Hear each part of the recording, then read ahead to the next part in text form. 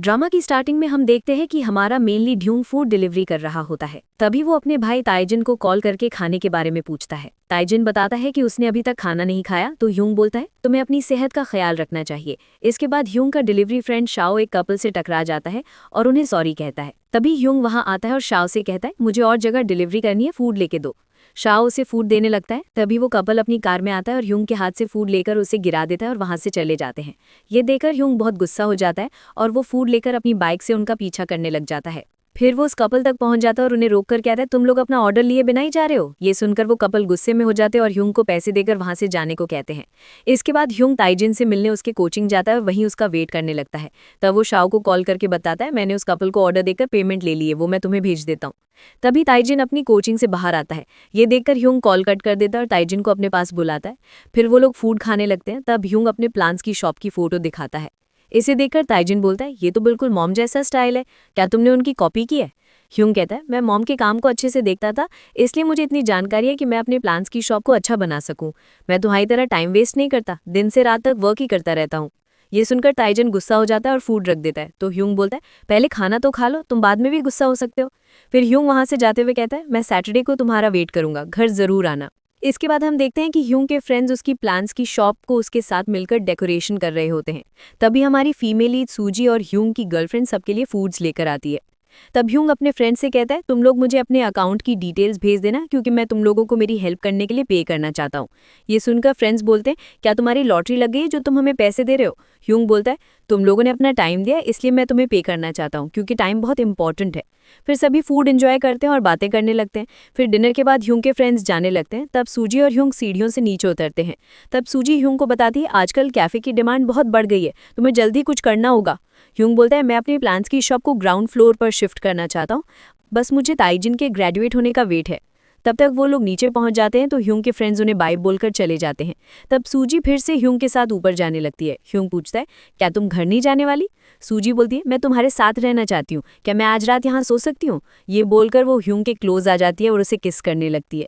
फिर वो दोनों नाइट स्पेंड करते हैं। नेक्स्ट मॉर्निंग ह्यूंग उठकर सूजी की केयर करता है और अपने वर्क पर चला जाता है और फूड डिलीवर करने लग जाता है। तभी वो एक घर पर एक मुरझाया हुआ प्लांट दिखता है, तो वो इस प्लांट की केयर करता है और उस पर एक नोट रख देता है कि इस प्लांट को सूरज की रोशनी की ज़रूरत है।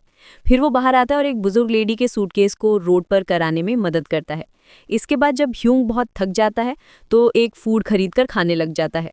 तभी उसे फ़ोन बजने की आवाज़ आती है, तो वो अपने आसपास उसे ढूंढता है और उसे एक अनजान फ़ोन मिलता है। तो वो उस फ़ोन पर आने वाले कॉल से बात करता है। तब एक लड़की ह्यूंग से बात करती है जिसका नाम चैन होता है और उसे बताती है ये मेरा फ़ोन है जो मुझसे घूम गया है, क्या तुम इसे मेरे पास ला सकते हो? ह्यूंग बोलता है मेरे पास ज़रूरी काम है, तुम खुद आकर फ़ोन ले जाओ। चैन कहती है मैं इसके बदले तुम्हें बहुत पैसे दूंगी। ये सुनकर ह्यूंग कहता है ठीक है मैं आ रहा हूँ, तुम अपना एड्रेस बता दो। फिर ह्यूंग चैन के बताए एड्रेस पर जाता है जो बहुत सुनसान होता है। चैन बोलती है उस रोड पर एक बॉक्स है, तुम वहाँ फ़ोन रख दो और अपने पैसे लेके चले जाओ। ह्यूंग कहता है तुम मुझे अपने घर का एड्रेस बता दो, मैं वहाँ आ जाता हूँ। चैन बोलती है मैं घर पर अकेली हूँ, तुम्हें एड्रेस नहीं बता सकते। सो ह्यूंग एक बॉक्स में फ़ोन रखता है और वहाँ उसके पैसे रखे होते, जिसे लेकर वो अपने घर आ जाता है। नेक्स्ट डे बहुत बारिश होने लगती है तो ह्यूंग अपने प्लांट्स को घर के अंदर ले जाता है और उनकी केयर करने लग जाता है।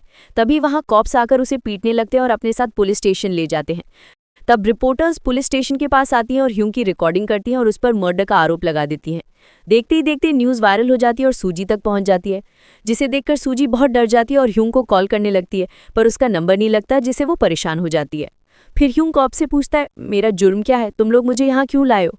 कॉप्स उसके सामने एक लड़के का फोटो रखते हैं जिसका नाम चैन होता है और बोलते हैं तुमने चैन का रेप करके उसे मार दिया और अब अनजान बनने की एक्टिंग कर रहे हो। ये सुनकर ह्यूंग शॉक्ड हो जाता है और उन्हें समझाता है मैंने इस लड़की को आज से पहले कभी नहीं देखा है, ना ही मैं उससे कभी मिला हूँ, मैंने उसके साथ कुछ भी नहीं किया, आप लोग मेरी बात का यकीन कीजिए, मैं निर्दोष हूँ। पर कॉप्स उस पर यकीन नहीं करते और बोलते हैं उसके मोबाइल पर लास्ट तुम्हारा नंबर था, इसलिए झूठ बोलने की कोशिश मत करो। तो ह्यूंग उन्हें सिचुएशन बताता है कि किस तरह उसे ये फ़ोन मिला और उसने चैन के कहने पर ये फ़ोन एक बॉक्स में रख दिया था जिसके बदले उसे पैसे मिले, पर उन्हें इस बात पर भी यकीन नहीं आता। तब ह्यूंग उनसे कहता है कि मुझे अपने फ्रेंड से बात करके उन्हें बताना था कि मेरे प्लान्स की केयर करो, नहीं तो वो ख़राब हो जाएंगे। तो कॉप्स फिर अपने डॉक्टर्स को बुलाकर उसका फिजिकल चेकअप करवाते हैं। जिसके बाद ह्यूंग के फ्रेंड्स उससे मिलने जेल आते हैं। तब ह्यूंग उनसे बोलता है, जब तक मैं यहाँ हूँ तुम लोग मेरे प्लान्स का ख्याल रखना। उसके फ्रेंड्स पूछते हैं, तुम ठीक हो? तुम्हें देखकर लग रहा है तुम सोए भी नहीं हो। ह्यूंग बोलता है, मैं यहाँ ठीक नहीं हूँ, पर मुझे समझ नहीं आ रहा कि मैं इन्हें कैसे यकीन दिलाऊं, क्योंकि मैं सच बता बताकर थक गया हूँ कि मैंने कुछ नहीं किया है। तब उसके फ्रेंड्स बताते हैं कि तुम्हारे अरेस्ट होने के बाद तुम्हारी पर्सनल इन्फॉर्मेशन लीक हो गई है। ये सुनकर ह्यूंग शॉक्ड हो जाता है और पूछता है, तुम लोग किस बारे में बात कर रहे हो? फिर ह्यूंग के फ्रेंड्स ताइजुन के पास प्लान्स लेकर जाते हैं। तब वो लोग एक आदमी को जाते हुए देखकर उससे पूछते हैं, वो कौन था? ताइजुन बताते हैं कि सूजी ने ह्यूंग के लिए लॉयर हायर किया है, वो वही था, उसका नाम लॉयर होंग है।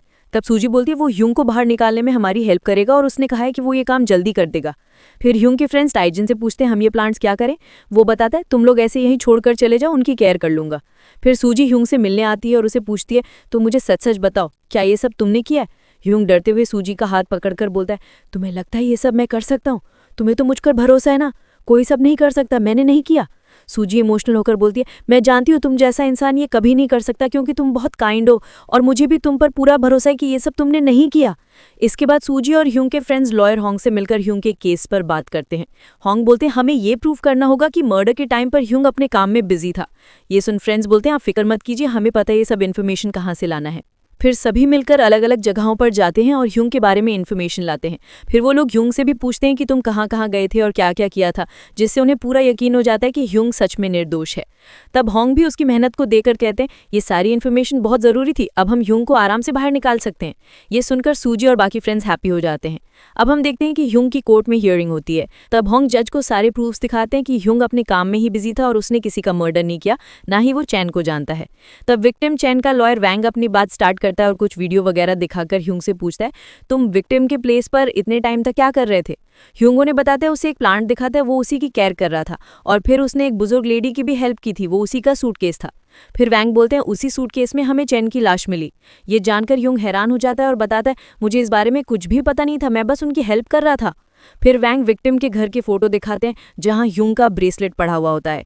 ये देखकर सूजी और ताइजिन शॉक्ड हो जाते हैं। तब ह्यूंग ने बताता है, ये सब झूठ है, मैंने कुछ नहीं किया।